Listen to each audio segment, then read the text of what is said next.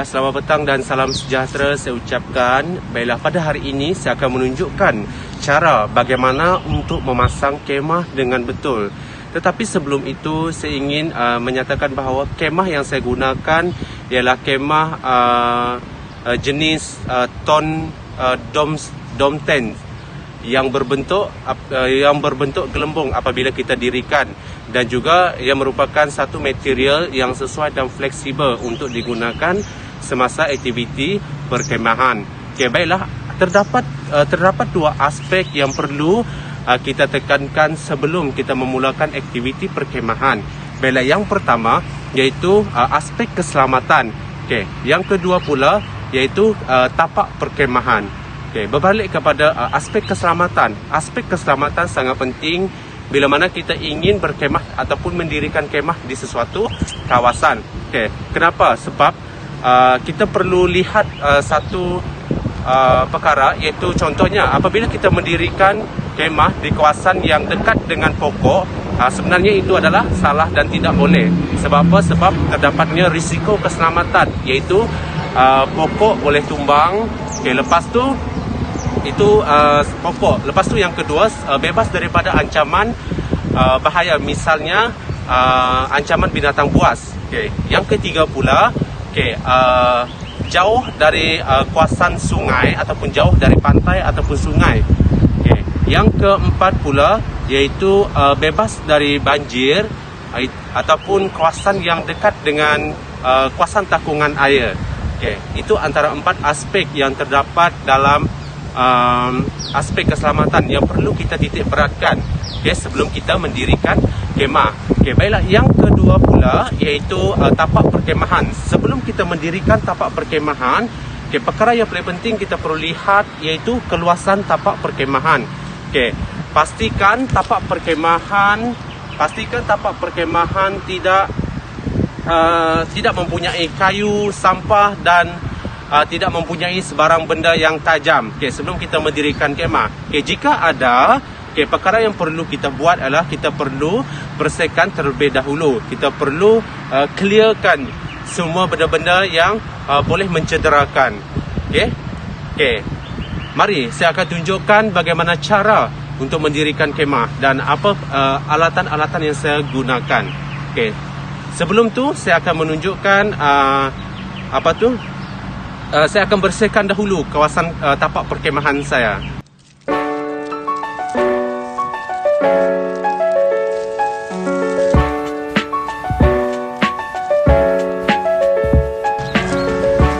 Sekarang saya mengumpul bahan ataupun benda yang boleh mencederakan ataupun menghalang untuk kita mendirikan kemah. Macam kayu ni kita perlu alihkan dan kita perlu bersihkan tapak perkemahan kita. Kita kumpul dan kita buang. Kita letak di satu kawasan.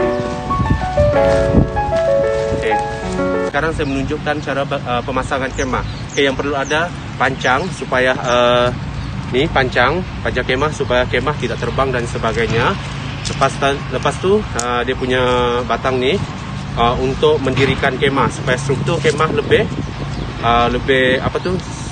kuat. Seterusnya kita punya penutup bahagian atas supaya air hujan ataupun semasa hujan air tidak akan masuk dalam kemah.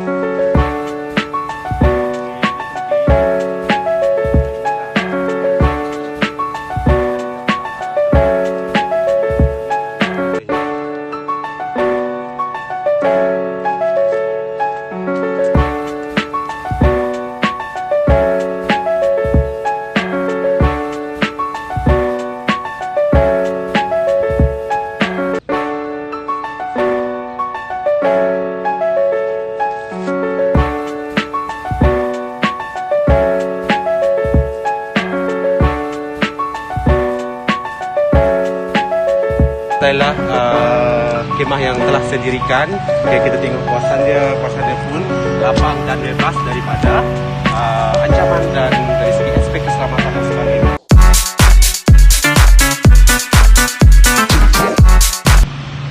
Okey, baiklah, sebagai kesimpulannya ataupun penutup, dan inilah yang kita panggil sebagai aktiviti perkemahan. Okay, yang mana aktiviti perkemahan ni dia menguji bagaimana seseorang guru itu dapat survive apabila dia berada di hutan ataupun bila mana dia berada di sekolah, dan macam mana dia boleh adapt dengan dia punya surrounding, dia punya persekitaran. Okay. Ini salah satu cara untuk bukan untuk memaksa dan bukan untuk menyiksa, dan ini merupakan salah satu cara untuk kita sebagai guru, okay, bagaimana kita nak menguatkan daya mental dan fizikal kita, okay, apabila kita berada di sekolah, lebih-lebih lagi berada di kawasan pedalaman. Okay, dengan adanya pengalaman seperti ini, okay, kita dapat menangani secara terus apa yang berlaku. Okay? Dan akhir sekali, okay, semoga jiwa seseorang guru itu kental dan mampu untuk menempuhi cabaran-cabaran di sekolah ataupun di alam pendidikan. Okay, sekian dan terima kasih.